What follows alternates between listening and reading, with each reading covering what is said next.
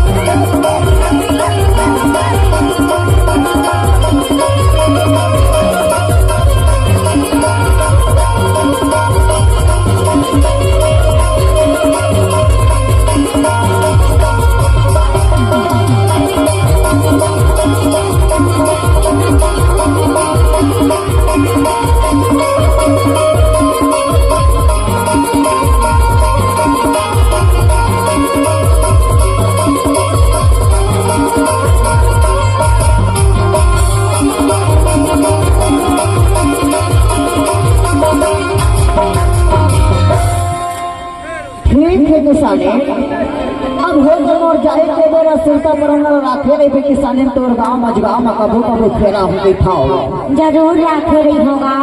ईमान से तोर अदा पता ला पूछा का हो तोर मोबाइल नंबर ला दे दे फोन लगा के तोर गांव मजगांव में जरूर आ होगी था यार। हाँ ठीक है किसाने में जावा था ना।